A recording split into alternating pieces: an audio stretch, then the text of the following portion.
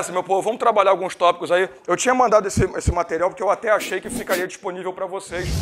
E até eu deixei o material preparadinho para a gente só fazer a anotação ali quando fosse necessário, mas tudo bem. Eu sempre vou trabalhar em revisão na minha vida, não tem jeito. Aqueles assuntos que eu sei que são extremamente pesados para a nossa prova. Então é uma coisa que eu não vou deixar de lado. Mas dentro desses assuntos que eu sei que são mais pesados, eu vou pegar um pouco mais pesado do que o normal. Então nós vamos falar sobre algumas coisinhas hoje, começando carinhosamente falando sobre o que menos cai em prova é licitação. Você sabe que a OAB não é muito fã de licitação, mas ela adora contratos. Então eu queria falar com você rapidamente umas questões sobre contratos, só por uma questão de lógica, em relação a assuntos ligados a serviços públicos, tal, tudo que a gente pode falar, tá, desse assunto contratos administrativos.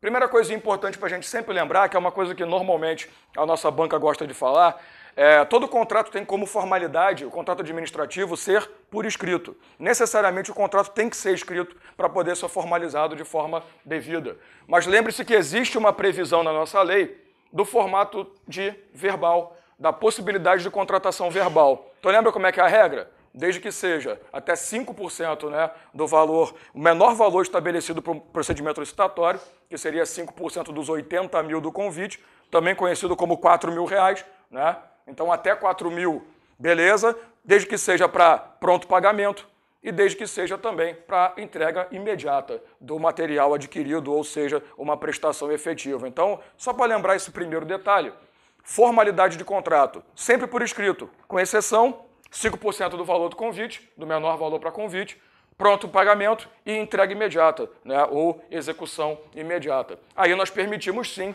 pós-procedimento licitatório, um contrato administrativo meramente verbal. Outra coisa importante em relação a contratos, você sabe mais do que eu, são as cláusulas exorbitantes.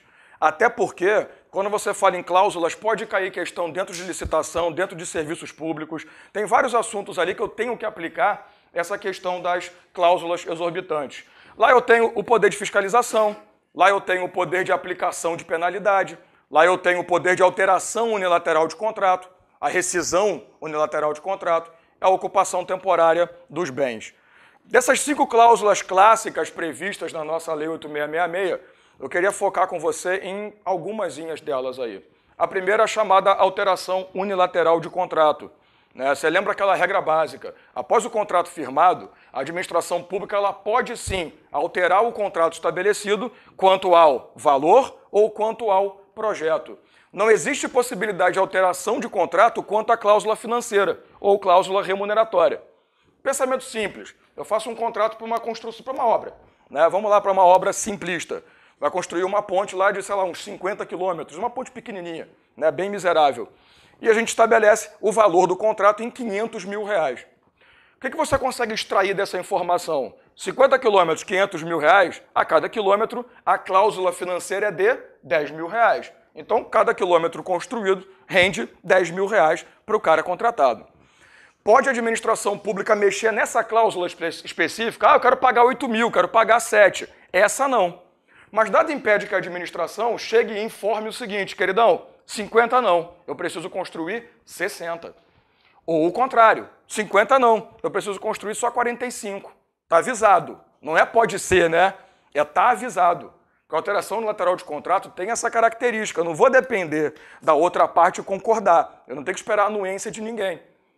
Claro que essa regra tem limite. A alteração para ser unilateral e ter eficácia, ela pode ser para até 25% de acréscimo ou 25% de decréscimo, tanto quanto ao projeto quanto ao valor. Lembrando aquela exceção, que é isso que a gente gosta, né? Se for reforma de edifício ou equipamento, esse valor do acréscimo pode chegar até 50%. O decréscimo se mantém em 25%. Então, de regra, a alteração para ser unilateral com eficácia, produzir efeitos necessariamente de verdade, 25 para cima, 25 para baixo. Isso sem perguntar nada, é só avisar. Estou trocando, parceiro, estou mudando. Agora, se for reforma de edifício ou reforma de equipamento, necessariamente o acréscimo pode chegar até 50. O decréscimo continua em 25. Se uma questão te afirma que pode ser feita alteração de contrato acima desses limites, até pode, desde que ele te diga que essa alteração é bilateral. Porque a regra limite é para alteração unilateral, sem perguntar nada. Mas se eu quiser trocar, sei lá, aumentar em 80%, basta conversar com o contratado. Se ele aceitar, se for para cima, é claro, se for para baixo, nunca, mas basta você conversar e fazer bilateralmente. Lembrando que eu sempre tenho que respeitar o princípio do equilíbrio econômico-financeiro. Se eu estabeleço 50 quilômetros, 500 mil reais, 10 mil por quilômetro, se eu aumento para 60, eu sou obrigado a pagar 600 mil. Uma questão de lógica. Se eu diminuo para 40, eu também não vou permitir enriquecimento ilícito. Eu desço para 400 mil. Beleza? O que acontece com aquele material que foi comprado e o projeto foi alterado para baixo? Eu já comprei material, estava tudo separadinho para construir 50. O que vai acontecer com esse material excedente? A administração pública vai indenizar. Mas ela indeniza no valor da nota, não é no valor que o cara quer. Tem que apresentar notinha, bonitinho. Pode ser superfaturada, a lei não fala nada, né? Tô brincando, pode ser, né? Quem estiver vendo não leve isso a sério. Você pode colocar lá, tranquilinho, valores, né? Mas desde que seja o valor da nota, tá tudo certo, beleza? Isso é alteração lateral de contrato, sempre respeitando o princípio do equilíbrio econômico-financeiro. A segunda coisa que eu quero falar com você é sobre a rescisão unilateral de contrato. Porque você sabe que a administração também, Deus é tão bom, né? Quando inventaram cláusula exorbitante, a vida ficou tão boa. Eu posso chegar e falar, obrigado por tudo que você fez e vai para casa do chambralho, né? Acabou o nosso contrato. Eu tenho duas possibilidades. A encampação. Encampação é aquele procedimento de extinção de contrato em que não necessariamente existe a irregularidade. Aliás, nem existe. Está tudo certo. O contrato está sendo respeitado. O concessionário ou o contratado, que aí depende do que você está tratando, tá tudo bonitinho. Eu nunca vi ninguém respeitar tanto cláusula contratual quanto esse cara. Só que, infelizmente, o interesse público exige a retomada do serviço pelo Estado. Então, aquele requisito básico, a encampação, tem como grande motivo o interesse público. Comprovado o interesse público, eu dependo de autorização legislativa. Porque a encampação exige indenização prévia. Então, a autorização legislativa me tem essa marca de vou precisar indenizar. Eu estou acabando o contrato antes do tempo, né? Tem alguma coisa errada aí, né? Então, necessariamente, eu preciso fazer esse pedido de autorização para poder indenizar. Isso na encampação. No caso da segunda possibilidade de rescisão, a gente tem a caducidade. A caducidade, necessariamente, é aquela rescisão unilateral de contrato em que há irregularidade contratual. Seja descumprimento de cláusula, seja desrespeito à prestação do serviço ou do contrato estabelecido, seja o não uso do material previsto em contrato, seja o que for. A ideia é, se eu tenho irregularidade, se eu tenho desrespeito em contrato, a administração poderá decretar caducidade. A pergunta é muito simples. Se é caducidade com irregularidade, é uma punição, perfeito? Se é punição, eu posso fazer sem realizar um procedimento administrativo anterior? Não, né?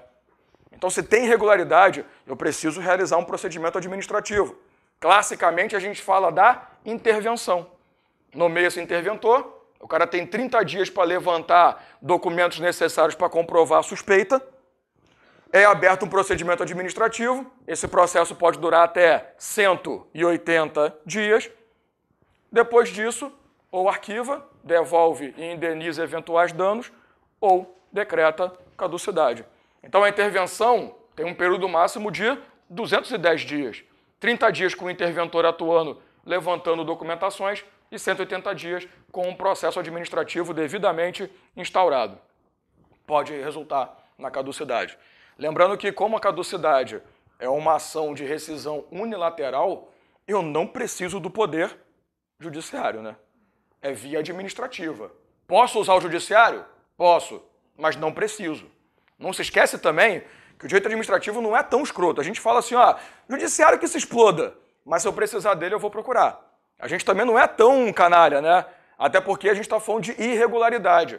Lembre-se que o tio Luiz Alberto, ou seja lá, o professor Mauro, qualquer drogado, qualquer pessoa maravilhosa que deu aula para você de constitucional, porque quem dá aula de constitucional não merece respeito, né? Digo isso porque eu fiz minha vida no direito constitucional para depois mudar para vida mansa, que é o administrativo. Ninguém merece respeito nessa área. Você aprende ali o princípio da inafastabilidade da tutela jurisdicional, né? A lei não poderá afastar a apreciação do poder judiciário a lesão ameaça de direito. Aquela frase clássica, babaca, boba, que você já sabe. Se tem lesão ou ameaça a direito, necessariamente eu tenho o poder judiciário. Nesse caso, teria uma lesão contratual, uma ilegalidade, uma irregularidade. Então, eu posso estabelecer a caducidade contratual mediante procedimento judicial. Não precisam, né? É muito mais rápido você assinar um documento e acabou. Mas pode ser. Só para fazer um paralelo, também não é só o concessionário ou o contratado que pode desrespeitar o contrato. O poder concedente, o contratante, também pode vacilar. Lembra, por exemplo, numa contratação ou num contrato de concessão especial, aquele da parceria público-privada? Qual é a grande marca? Aproveitando, né? Eu sou meio retardado, assim, se tiver muito link doido, vocês me avisem. Mas vamos embora. Qual é a grande marca da concessão especial? Ela tem como remunerador, seja integral, seja parcial, o Estado. Então, a administração pública, ela vai remunerar. Concessão administrativa, completamente, ela responde por 100%.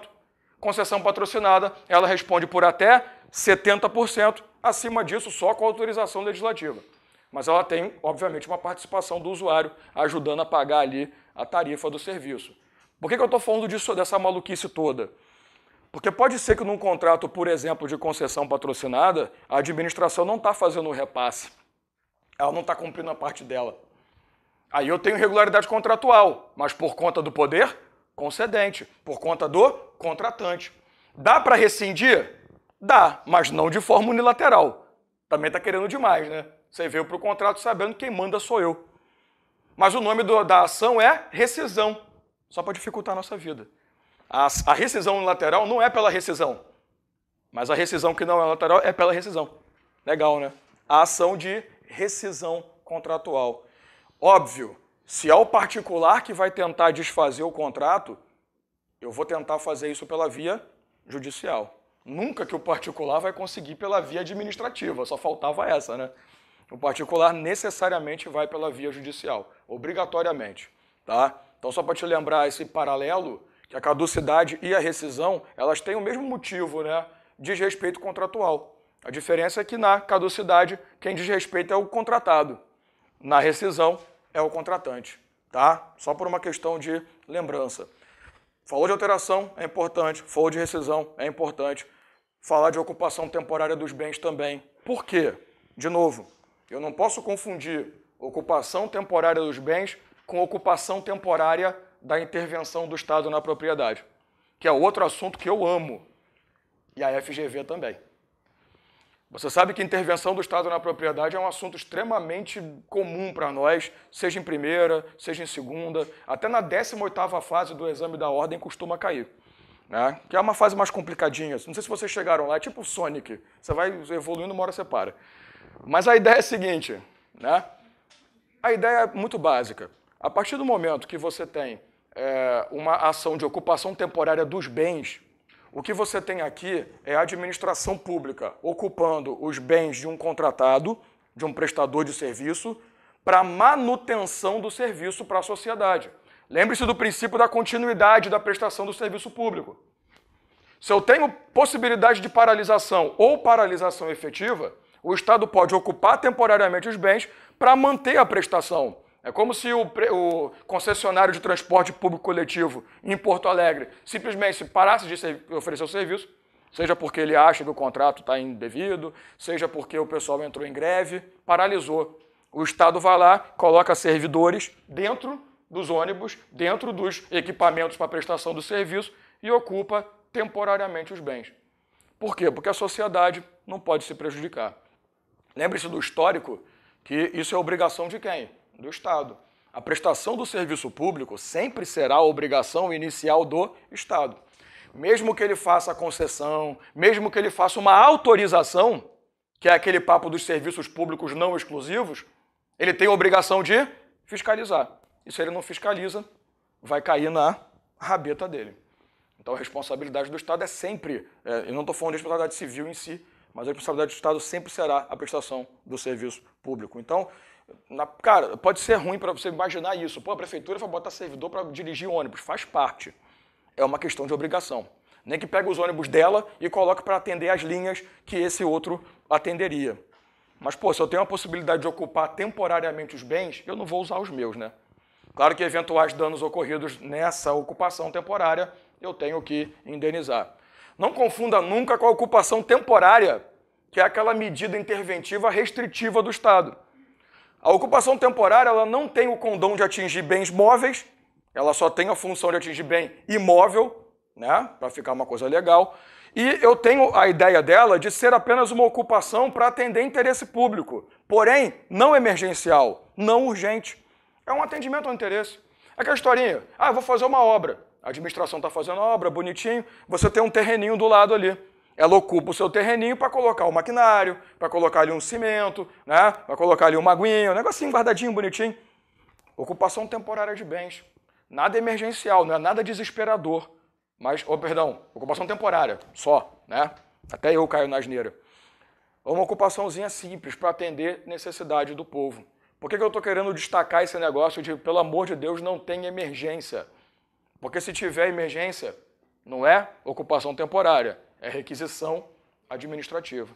Se tem necessidade imperiosa, emergencial, desesperadora, estamos cortando os pulsos, requisição administrativa, tá? Diferente da ocupação temporária. Até porque a requisição administrativa pode recair sobre bens móveis, imóveis, serviços. Nada impede. Tá? Você sabe que das modalidades, mudando completamente, né, o foco, das modalidades restritivas, interventivas do Estado, a mais comum da gente ter dificuldade de lidar é o tombamento, né? Porque todas as outras são bem tranquilas. Mas até a FGV gosta, quando fala de restritiva, ela gosta de falar do tombamento. Faz parte. O tombamento é um ato que tem como intenção a manutenção, a conservação de um patrimônio histórico, cultural, artístico. O tombamento pode recair sobre bens móveis, sobre bens imóveis. Nada me impede de tombar um quadro. Nada me impede de tombar uma cadeira. Aí também já é demais, né? Tombar da cadeira é mais comum. Nada me impede de tombar parcialmente uma fachada ou toda a propriedade. Depende da motivação. O tombamento ele pode vir de todas as esferas, literalmente. Vem o município, tomba. Eu já falei até numa turma aqui que eu sou muito fã de Porto Alegre agora, depois que eu descobri que a cervejaria Brahma foi tombada. Merece meu respeito uma cidade que respeita tanto a cerveja assim. Mais do que Blumenau, de onde eu sou, naturalmente. Eu sou um carioca falsificado, para quem não sabe, então eu sou de Blumenau. 5 aninhos lá, eu já me sinto um carioca. O pessoal de lá não me atura, não. Nem vocês, né? Mas vocês estão aqui fazer o quê? Mas a ideia é muito simples. Vem a prefeitura, tá? Tomba. Aí o Estado fala, realmente, concordo, cervejaria Brahma, tomba. Aí vem a União, cervejaria Brahma em Porto Alegre, tomba. Pode? Pode. É só para confirmar, né? Vem um monte de tombamento sequencial, nada impede. É só para dar importância pro troço. Mas dá para tombar. Geral pode tombar. Vamos junto, é nós. Eu gostei também da capela Bonfim. Não é Bonfim, é Bonfim. É sensacional o nome. Vale a pena. Né? Eu queria muito conhecer só pelo nome. É muito respeitoso. Né? Boa viagem, boa passagem, esses nomes são ótimos. Tombado. Tá? Então, o procedimento de tombamento ele pode ser aplicado por todas as entidades federativas, todas as unidades federativas, sem problema nenhum. Lembre-se que o tombamento vai trazer algumas obrigações para o detentor da propriedade inicial, obrigações de fazer, conservar, garantir a proteção, manutenção quando necessário, reparos eventuais para manter a qualidade inicial do tombamento. A obrigação de não fazer, não destrói, pelo amor de Deus, não estraga o negócio. Se for sair do país para alguma coisa, peça autorização, você não pode sair saindo, não é assim? O tombamento traz obrigações de suportar, porque o Estado vai fiscalizar, faz parte. De regra, o tombamento não vai trazer uma indenização, mas se por acaso a pressão, digamos assim, de conservar, de manter um patrimônio, que é caro, dependendo do que for, um quadro, imagina, é caro. Você pode pedir que o Estado faça o custeio ao seu lado, ou a prefeitura, né, seja lá quem for o tombante da história, pode te ajudar a custear essa conservação. Mas, a princípio, o problema é todo seu. Já diria o Capitão Planeta, né? Que ninguém lembra que vocês são muito novos, né? Eu lembro. Se lembro. Vocês são todos novinhos. Capitão Planeta, que porra é essa, né? Você nem se passava aqui, isso no Rio passava. Aqui eu nem sei se vocês sabem o que é isso. Mas vale a pena, procura no YouTube. Procura não. Mas definitivamente a coisa mais importante... E detalhe, lembre-se que a tia de Pietro, aquela lá, que usa troço pesado, tóxico, do ruim, Ela defende a possibilidade de tombamento de bens incorpóreos. Pelo amor de Deus. Vamos tombar o churrasco aqui. Se eu comer um churrasco, estou cometendo um crime. Pera lá, né? Tudo que é bem incorpóreo não tomba, registra. Ou como diria uma professora minha, resistra. Mas não tem esse papo de tombamento sobre bem incorpóreo. É sobre bem corpóreo, pelo amor de Deus. Só pra tia Didi. Só de Pietro pensa assim. Aliás, só ela pensa um monte de coisa, né? Deus abençoe tia de Pietro. Mas ainda bem que a FGV tá namorando o Celso Antônio Bandeira de Mello. Graças a Deus. Mas tá namorando todo mundo, inclusive o Celso Antônio Bandeira de Mello. 1% é de Pietro. Mas, de longe, a intervenção, a gente tem que saber muito, é desapropriação, né? Se tem um assunto que tem que estar naquele sanguezinho lá, bonitinho, é desapropriação. Eu peço desculpas que eu não estou nem esquematizando nada no quadro, porque como a ideia é revisão, e eu quero trabalhar o máximo de assunto possível, eu estou evitando me jogar para cá. Mas se tiver rápido, avisa, se tiver estranho, avisa. Se quiser ir embora e me matar depois, não faça. Segura um pouquinho. Quando você fala em desapropriação, você tem que montar na sua cabeça duas possibilidades. Você tem uma desapropriação, que é aquela baseada em necessidade pública, utilidade pública e interesse social para, necessariamente, redução de desigualdades sociais. Esse é um lado. Essa é a chamada desapropriação comum. É uma desapropriação em que não há nenhuma irregularidade por parte do proprietário, mas, infelizmente, para você, não para mim, Estado, a propriedade não será mais sua. Até porque, lembra rapidinho, tá? A desapropriação é a única modalidade de intervenção supressiva. Se é supressiva é porque sai da mão do Estado, do proprietário, e vai para o patrimônio do Estado. E essa propriedade, quando vai para o patrimônio do Estado, ela vai livre e desimpedida, desembaraçada. Ela vai zerada. Qualquer tipo de registro, qualquer tipo de marcação anterior que o direito civil te ensinou na vida, esquece. Por isso que eu gosto do civil. A gente esquece. Administrativo me ensina isso. Deixa o civil para lá. Eu gosto tanto de civil.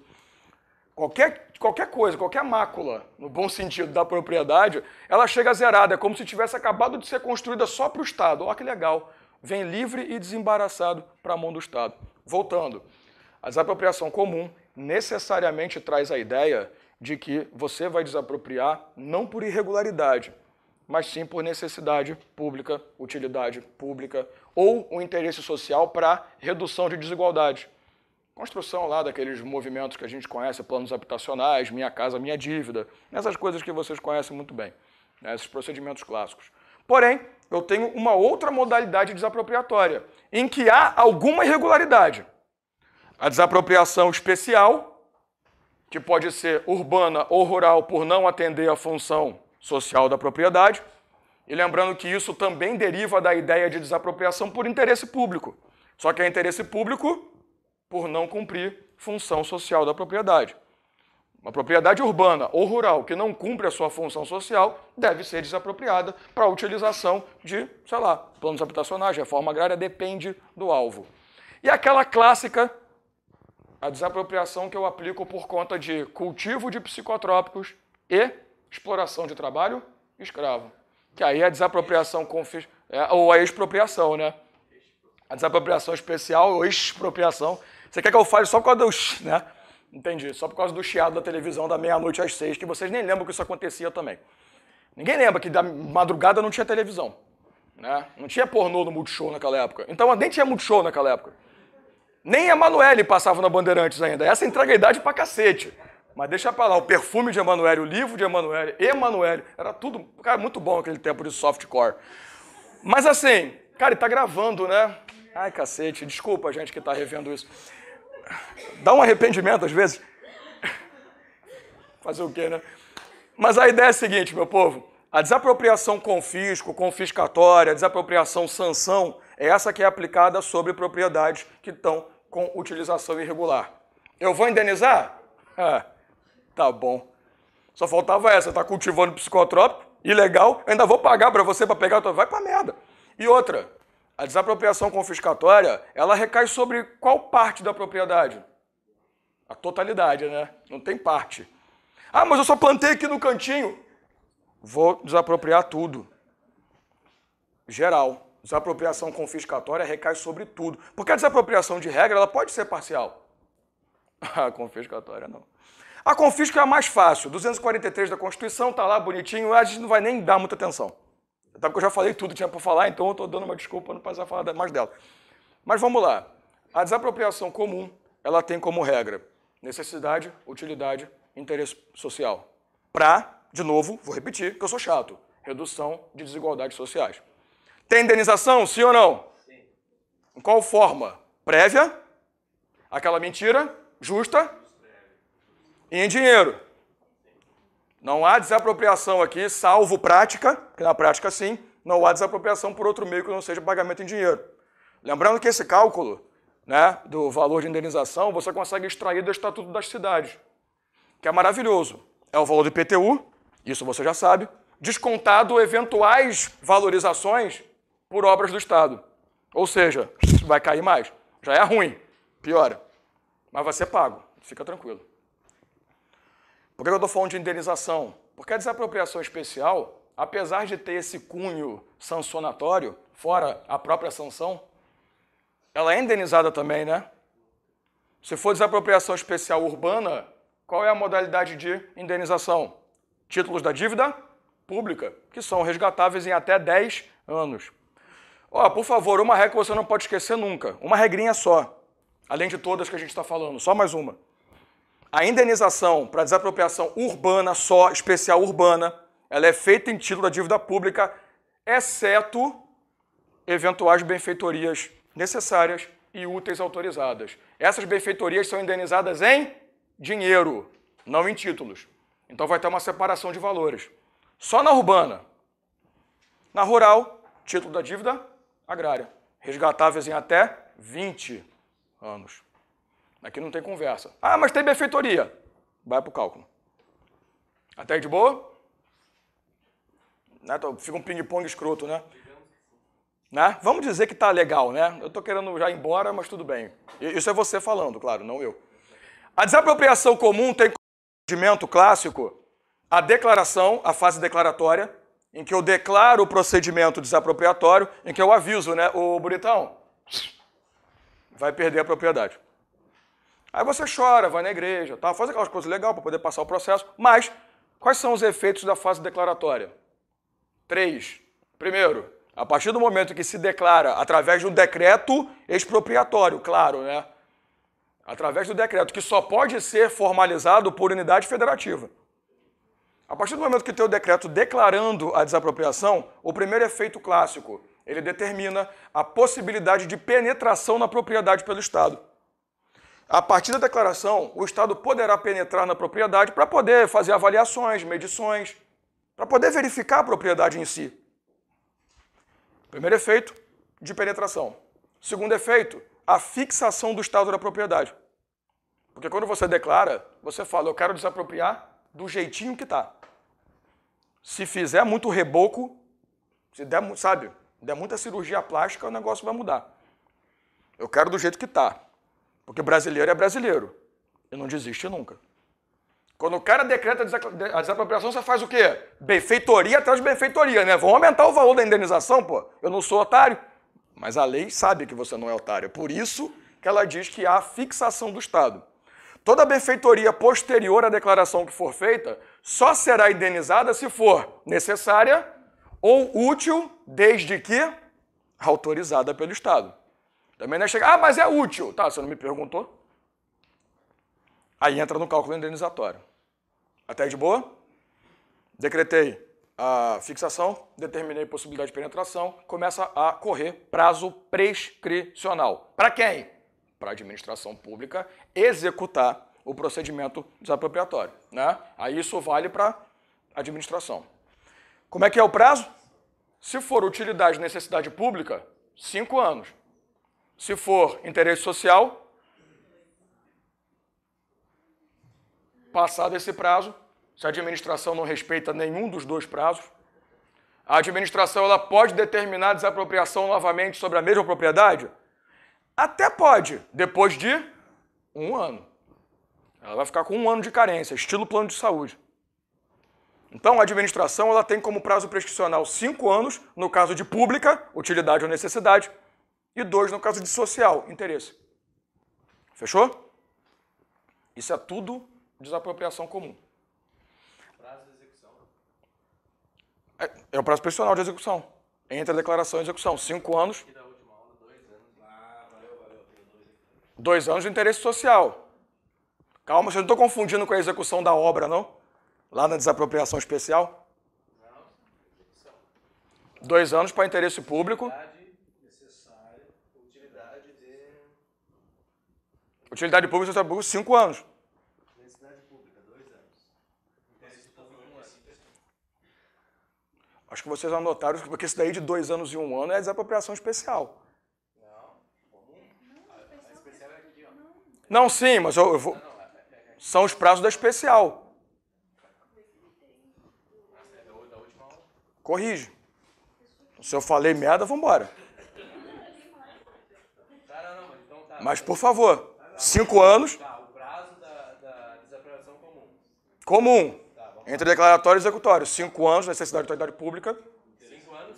Tá. e 2 anos, interesse social. Essa é a regra. 2 e 1 é o prazo para desapropriação especial. 5 e 2, foi? Beleza? Atualizou? Interesse social, 2 anos. Foi? Corrigido? Então tá, foi mal aí. Né?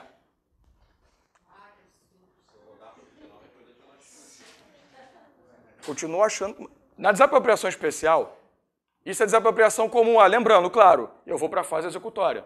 Depois da declaratória, eu vou para a fase executória. O que tem de característica na fase executória? Eu tenho que indenizar. A indenização pode se dar através de um acordo ou judicialmente. Perfeito? Se for pela via judicial, é porque você não concordou com o valor. Então, peraí, tem alguma coisa, né? Eu não gostei. Vamos para a justiça. O que é obrigatório para o Estado fazer quando for para a justiça tentar executar? Depósito judicial do valor oferecido de indenização. Esse depósito pode ser levantado pelo proprietário atual, que vai perder daqui a pouco? Pode, até 80% do valor. Se você levantar mais de 80%, você está aceitando o acordo. Está virando o acordo. Então você pode levantar até 80% do valor, passou disso, vira um acordo tácito. Fechou desapropriação comum? Lembrando que a execução do procedimento desapropriatório, se for para demolição, né, se for para destruição da propriedade para alguma coisa, ela pode ser delegada a um particular. Mas, a princípio, a execução tem que ser feita por ente público. Tá? Aquela historinha dos ciclos de polícia. Aqui a gente tem a possibilidade de utilização desse poder de polícia delegado a um particular, que são atos de mera execução. Não tem problema. Tá? Segunda coisa, desapropriação especial também tem um procedimento. Aqui a gente está falando de função social da propriedade, tanto urbana quanto rural. Na urbana, só pode ser decretado pelo município. Na rural, pela União. Na urbana, o Estatuto da Cidade fala também do Distrito Federal. Questão de lógica. Já que o distrito pega tudo que é do município e do Estado. Então o Estatuto falou. Mas a FGV normalmente pega o Estatuto e limpa o chão. Né? A desapropriação especial, ela vai ter como grande marca, e agora vamos para o procedimento mais normal em relação à urbana, né? Porque na rural o procedimento não é previamente bem estabelecido, a gente tem uma legislação própria, mas não tem importância nenhuma. A desapropriação especial urbana, ela passa por, primeiro, uma notificação. Porque, olha só para lembrar, o que significa a propriedade não atender sua função social? Significa que ele não fez o parcelamento ou edificação mínima estabelecido dentro do plano diretor ou dentro do Estatuto das Cidades. Porque lembra que a grande marca do Estatuto das Cidades é determinar que o plano diretor, como que o plano diretor vai ser montado? Principalmente determinando o mínimo de parcelamento e edificação sobre propriedade, para que se considere atendendo a função social. Isso é só o começo, né? Esse assunto não é tão simples assim. Para mim é porque eu não estou nem aí para o resto. Isso deixa para o civil. Como sempre. Eu notifico para realizar edificação ou parcelamento compulsório. É a primeira coisa. Notifico o proprietário. Ô, bonitão, vamos trabalhar? Vamos produzir? Quais são os prazos? O prazo para apresentação do projeto, 1 ano. Apresentado o projeto para a prefeitura, já que é municipal a atuação, ou para o órgão responsável, apresentado o projeto, eu tenho 2 anos para iniciar a obra. Beleza? Então, ó, notifiquei. Eu preciso que você parcele ou edifique. Vamos fazer alguma coisa. Você tem 1 ano para propor o projeto. Depois do projeto apresentado, de edificação ou parcelamento, você tem 2 anos para iniciar a obra. Lembrando que é para iniciar, não é para acabar. Né? Então, pelo menos, dá um empurrão. Beleza? Feito isso, se você não parcelou ou não edificou após notificação, ou porque passou 1 ano do projeto e você não apresentou, ou porque você apresentou o projeto, mas não iniciou a obra, ou porque você não iniciou a obra, ou iniciou e não deu continuidade, tem vários motivos, né?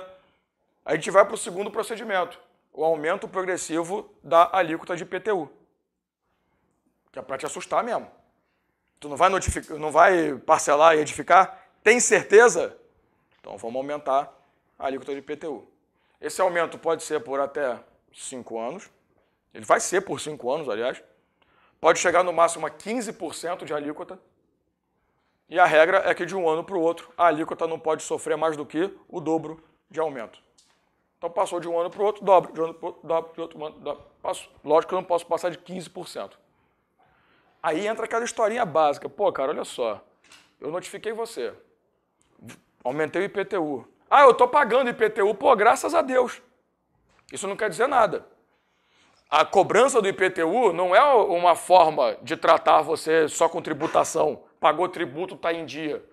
É para você parcelar ou edificar do mesmo jeito. Então não adianta o cara pagar o IPTU com a alíquota aumentada. Ele tem que pagar e edificar ou parcelar. Agora, você não fez nada disso, depois disso tudo, notificamos, demos tempo, prazo, aumentou a alíquota, assustou você e você não fez nada, procedimento desapropriatório. Aí a gente volta para aquelas etapas, declara, executa, tudo bonitinho. Fechou? Essa desapropriação especial, bonitinha, clássica, com as suas indenizações e suas marcas. Foi? A desapropriação ela pode acontecer também, a desapropriação por zona ou zoneamento. Lembra que essa desapropriação por zona é aquela que prevê o seguinte, olha, eu vou desapropriar essa propriedade e propriedades no entorno. Eu estou zoneando. Por que eu estou fazendo isso? Porque a minha pretensão inicial é utilizar apenas o terreno daquela propriedade desapropriada inicialmente. E no futuro, eu já tenho previsão de extensão da obra. Então você desapropria por zona, porque você já tem a previsão futura de uso daquela outra propriedade desapropriada. Perfeito? Esse é o clássico, mas não se esqueça do problemático. A desapropriação por zona também pode se dar quando você tem a intenção, ou o Estado tem a intenção, de após terminar a obra, aproveitar-se da supervalorização das propriedades no entorno, vender para recuperar investimento. Quais são as críticas? Óbvias. A primeira, Estado fazendo especulação imobiliária. Só faltava essa. E a segunda, que é mais inteligente ainda, por que inventaram a contribuição de melhoria, então? Né? Se vai valorizar, eu já pago contribuição, porra. O problema é que esse entendimento é minoritário. Nós aceitamos tranquilamente a desapropriação por zona na modalidade venda futura por supervalorização da propriedade. Faz parte, né? Infelizmente, é absurdo que seja. Isso é aceito, STF, STJ, FGV, que é quem nos importa de verdade. Então, a desapropriação por zona pode se dar, normalmente, quando cai a cobrança em relação a obras futuras, expansão de obra e por aí vai. Tá? Mas, se cair essa segunda modalidade, não ache anormal, por mais que a gente tenha argumentos aos quilos para achar anormal, não ache, aceita e segue a vida. Tá? Existe a possibilidade também de uma desapropriação feita sem procedimento desapropriatório. Pode acontecer da administração pública, por exemplo, aproveitar que você deu uma saidinha, foi dar uma viajada. Quando tu volta, a sua casa virou uma creche. Pô, tem alguma coisa errada. Não houve o procedimento desapropriatório? Que parada é essa? Você consegue desfazer a desapropriação? Não. Mas você tem direito à ação de indenização por desapropriação indireta ou apossamento administrativo. Né? Para não sair triste, a gente indeniza. Aquele valorzinho maldito, justo, que não tem nada de justo. Mas você sai feliz com a indenização, o dano. Pô, é escroto, né? Ah, eu vou morar na Malásia. Você fica 2 anos na Malásia, não sei porquê. Quando eu volto, sua casa virou uma creche. Porra, mano. A vida não tá boa pra você, né? Vou morar na Suécia. Ó, maravilhoso. Você vai se matar em 1 mês lá. Não tem nada pra fazer na Suécia. É tão bom lá que não tem nada. Não tem preso, não tem violência, não tem educação. Pra que educação? Que lugar ruim. Ah, fecha presídio. Nunca vi coisa boa nisso. Tem que abrir, né? Não sei pra que morar na Suécia. Lugar bom daqueles. Ai, saudade do tempo que a gente matava. Então, assim, não era mais legal quando tinha violência na Suécia? A desapropriação pode se dar, nesse caso, uma ação de indenização, né? Eu estou falando dessa ação de indenização, apesar de ter sido cobrado praticamente só em segunda fase, para você poder escrever a ação de indenização, inclusive, nada impede a modalidade de desapropriação, que pode se dar também por uma servidão administrativa abusiva, né?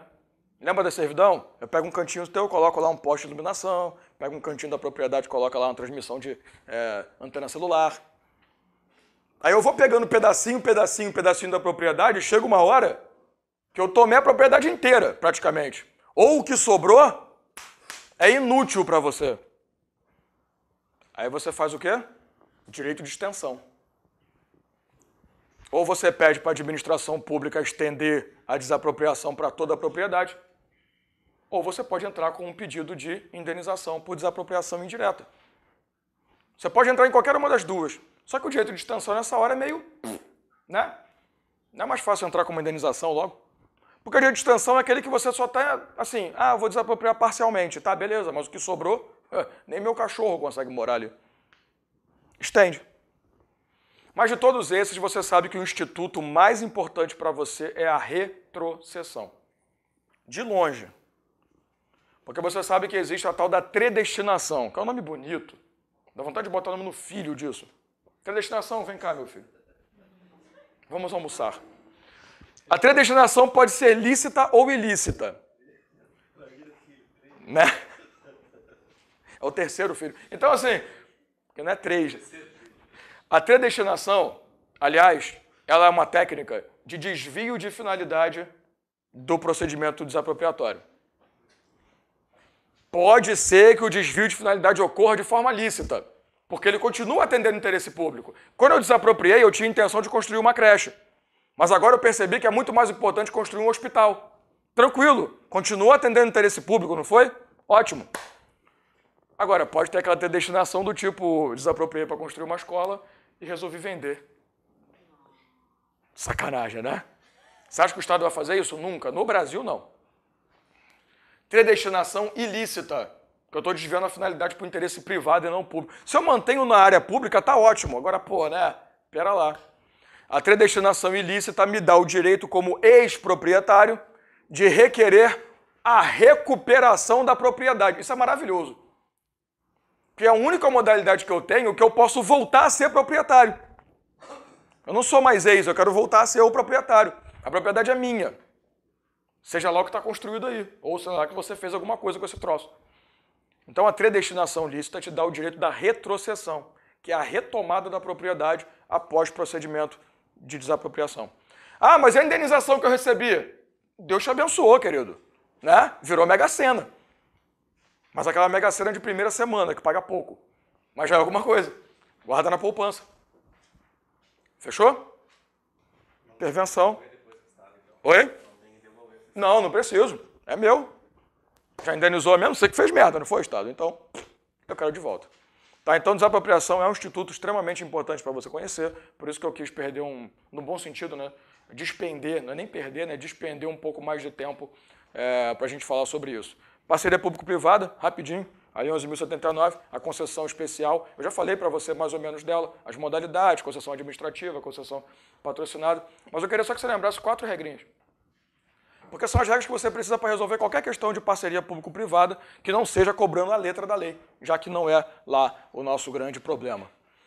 Primeira coisa, a concessão especial, ou a PPP, necessariamente tem, isso eu já falei, é só para repetir, o parceiro público como remunerador.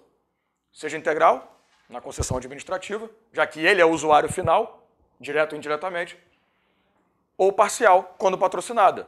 Não é ele que é o usuário, mas ele ajuda para manter a modicidade das tarifas. Aquele valorzinho módico, que só assusta você e não a administração. Segunda característica aí começa a pegar legal. Eu não posso nunca firmar uma parceria público-privada com valor inferior a 10, lembre-se que mudou, milhões de reais. Então, o valor mínimo do procedimento de contrato de concessão especial na modalidade PPP, seja qual for o tipo de PPP, 10 milhões de reais. Assim também como a duração do contrato. Você tem que lembrar numa concessão comum, qual é a duração do contrato? Não sei, como diria um amigo meu lá do Rio, que é meio... Tal de Luiz Alberto. Quem conhece sabe. A da comum. A comum não faço ideia. Porque a comum, lembre-se, é pelo prazo que for necessário para amortizar o investimento. Na especial, não. Aí eu tenho.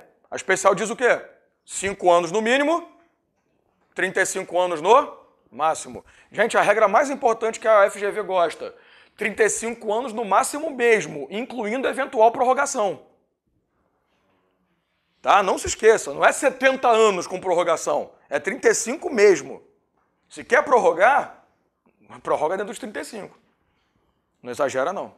E lembrando que toda prorrogação contratual exige motivação justificativa do Estado ou do agente proponente da prorrogação.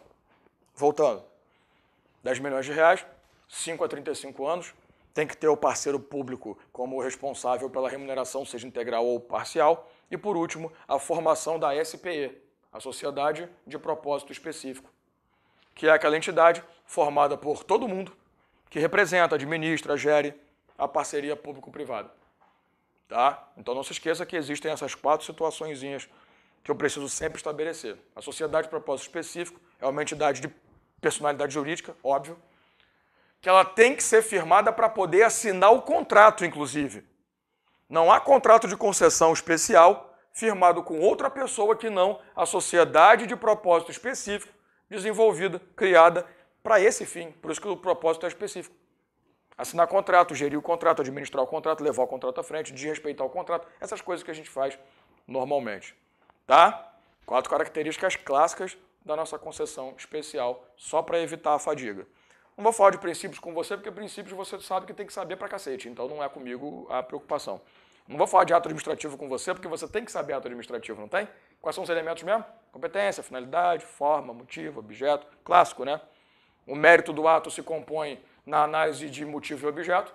É exatamente o que a gente chama de mérito do ato administrativo. Só um detalhe que a FGV também ama, né? Lembre-se que quando você fala em motivação, você não pode confundir a motivação, artigo 50, lá da Lei 9784, com o motivo do ato administrativo.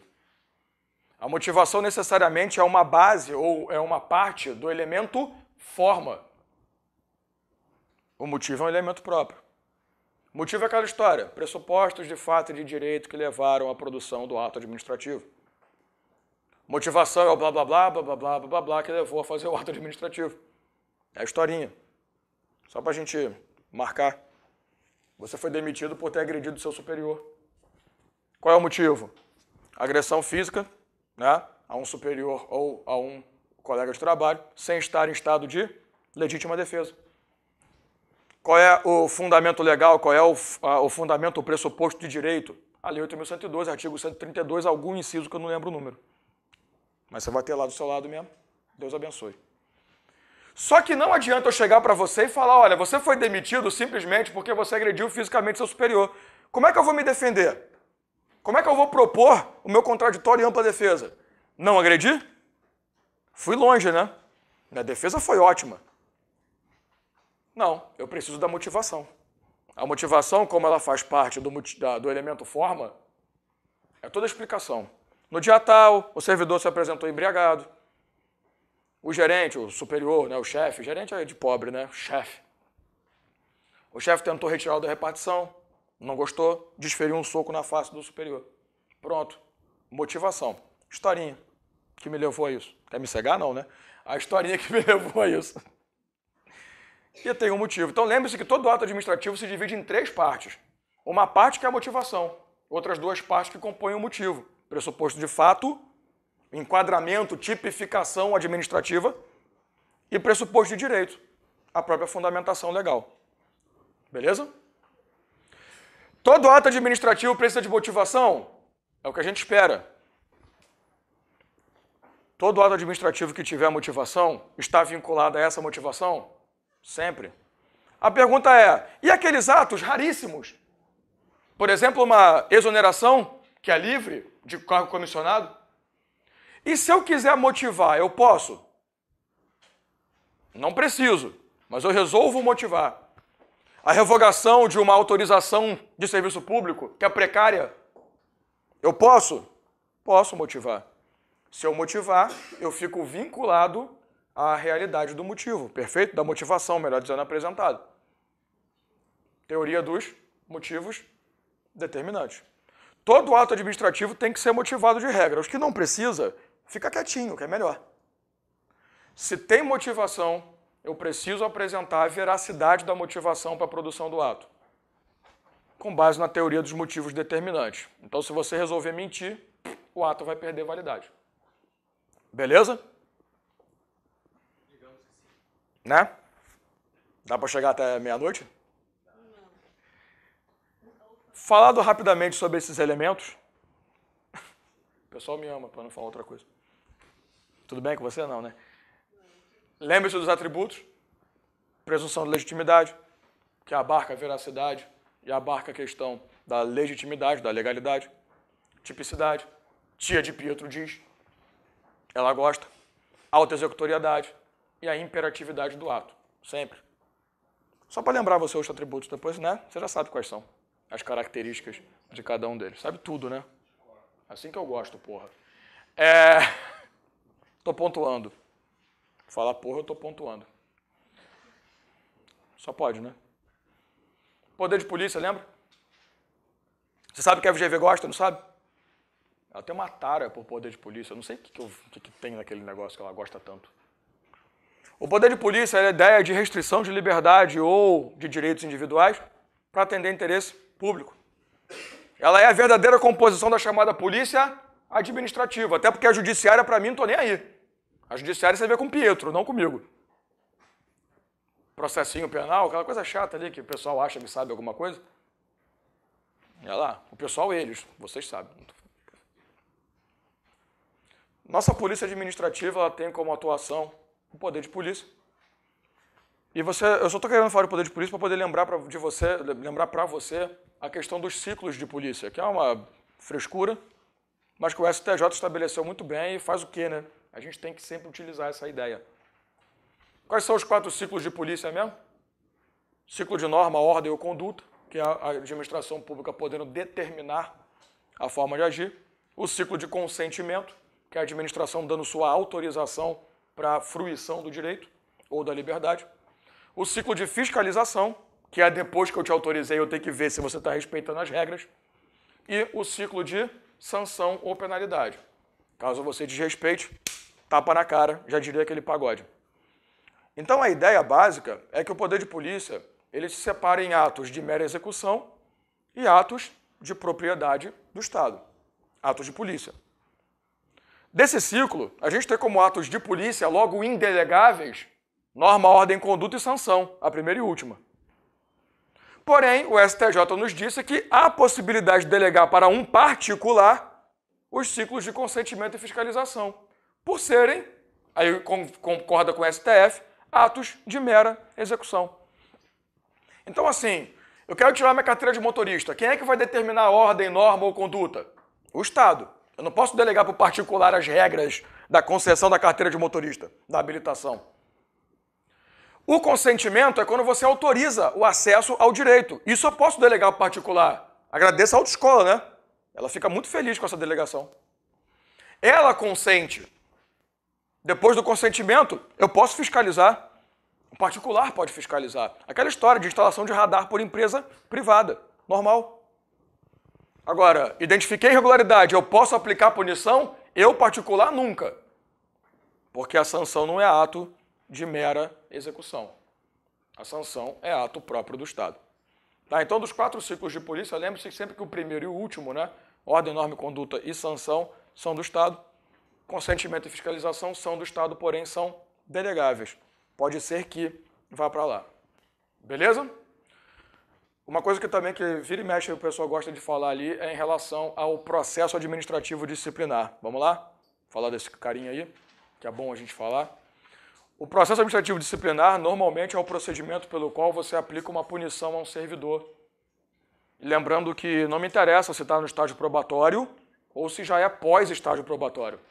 Se eu quero punir alguém, tem que abrir um processo administrativo disciplinar. Porque ele assegura contraditório, ampla defesa. O que eu posso fazer no estágio probatório ou até mesmo depois é exonerar por conta da avaliação de desempenho, perfeito? Mas para punir, que exoneração não é punição, porra. Exoneração é uma bênção de Deus. Você não vai ficar nem marcado. Tchau. É um bye. Volte amanhã. Demissão não. Fica marcadinho. A demissão depende de um processo administrativo disciplinar prévio que assegure a contraditória e ampla defesa. O que é importante você estabelecer em relação a isso? Necessariamente. Primeira coisa. O processo administrativo disciplinar ele tem 3 fases. A instauração, o inquérito e o julgamento. Sendo que a instauração é exercida pela autoridade competente, o superior. A instauração é o momento em que você tem editado uma portaria, determinando a notificação, cientificação. Lembre-se que no administrativo a gente não está nem aí para o nome. Indiciação, para a gente é tudo igual. Citação, tudo a mesma coisa. Eu aviso que o cara vai responder por um PAD e eu convoco a comissão processante. Não é a comissão licitante, é a comissão processante. Essa comissão tem a responsabilidade de conduzir o inquérito, que é a segunda fase. Esse inquérito subdivide-se em 3 etapas. O inquérito tem a instrução, a defesa e o relatório. A instrução, que é o momento de levantamento de provas, né? A instrução processual, que todo mundo conhece bem. A defesa, que é o momento que, por incrível que pareça, você se defende, vai entender. E o relatório. O que é o relatório? O relatório é a visão final da comissão processante sobre o evento e o que ela acha. Tem que punir, não tem que punir, demite, mata, essas coisas. Lembrando que esse relatório ele é um parecer. Isso tem uma coisa que eu gosto sempre de falar, se é parecer, é meramente opinativo. Se é meramente opinativo, não há vinculação nenhuma entre o parecer e o que vai julgar o relatório, que é a autoridade que iniciou o processo, lembrando. Né? Então eu tenho instauração, eu tenho inquérito e eu tenho julgamento. O julgamento é a análise do relatório. Aquela verificação, se foi tudo certinho, atenderam todos os princípios do devido processo legal. Tá tudo bonitinho? Tá tudo perfeito, ótimo, obrigado, Deus abençoe, aplica a punição. Ou não. Às vezes o relatório pode falar, olha, a gente vai suspender. Não, mas eu estou identificando aqui que tem que demitir, pô. Se é parecer, não há vinculação. É igual o parecer da fase interna de licitação. Está lá só para opinar. É ato enunciativo ou declaratório. Não tem imperatividade, não tem auto-executoriedade, não tem nada. Então está ali apenas para dizer, olha, a minha opinião é essa. Importante em relação a todo esse procedimento, 2 súmulas, a súmula 591 e a 592 do STJ. O que a súmula 591 diz? Em sede de instrução processual do processo administrativo disciplinar, é possível a utilização do, bonitinho, instituto prova emprestada. O que é a prova emprestada dentro de um processo administrativo? É você pegar uma prova de uma outra esfera, civil, criminal, previamente estabelecida e trazer para o nosso processo. Eu não preciso levantar a prova também. Tá lá, me empresta aí, tio. Só nós. Só PAD. Claro que a prova tem que ter sido obtida de forma lícita também. A gente não vai transformar ela em lícita aqui. Ela tem que estar regular nos outros processos. Prova emprestada. Segunda regra, você sabe que o PAD, de regra, ele dura 60 dias, podendo ser prorrogado por mais 60. O julgamento, 20. Qual é a preocupação em relação a isso? A súmula 592 diz que extrapolar o prazo estabelecido para a finalização do processo administrativo disciplinar não gera invalidação do processo, salvo prejuízo comprovado. Então, se passou os 120 dias e ainda não teve o relatório pronto, está tudo certo. Se você mostrar que você sofreu um prejuízo, você consegue anular o processo. Você consegue invalidar o processo. Mas se você não comprovar prejuízo nenhum... o cara está julgando, já passou mais de 20 dias. A gente vai fazer assim, ó, olha para cá. Ombrinho. Tô nem aí. Então, extrapolar prazo previsto para a realização do procedimento administrativo não é causa de invalidação do processo. Somente se for comprovado o prejuízo para alguém. Alguém tem que se ferrar. Não que seja importante isso. Tá? Então, essas duas súmulas são extremamente importantes, a prova emprestada e a questão de extrapolar prazos normalmente. E, para fechar, né, porque são 10h25, vocês já estão me olhando com cara de vai calar a boca que horas. Você tem duas formas de tentar confrontar a decisão que não foi do seu interesse. Você tem a revisão e você tem um recurso administrativo. A revisão é prevista na Lei 8.112 e novamente prevista, né, reprevista, bonito isso, na Lei 9.784 de 99. A revisão é aquela que traz características do tipo 1. Pode ser pedido a qualquer tempo, não tem prazo. Mas eu tenho uma exigência, fato novo. Você pode pedir a qualquer momento, mas me apresenta um fato novo, querido. Um pato novo não, né? Um pato novo é um patinho. Me apresenta um fato novo. A revisão administrativa, ela tem a possibilidade da reformar-se em pégios, sim ou não? Nunca.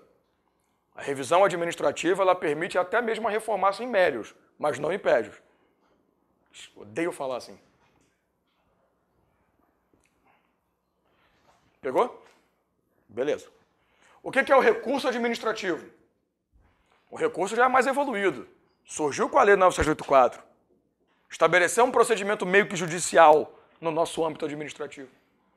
O recurso ele só pode ser oferecido 10 dias após o procedimento, sendo julgado em 30. Então a gente tem aquele prazinho de 30 como uma composição clássica. Quais são os motivos que me levam a um recurso administrativo? Confrontar legalidade ou mérito. Aqui é mais fácil. Aqui não tem que ter pato novo. Confronto legalidade, confronto mérito. O recurso administrativo permite a reformar-se em pégios?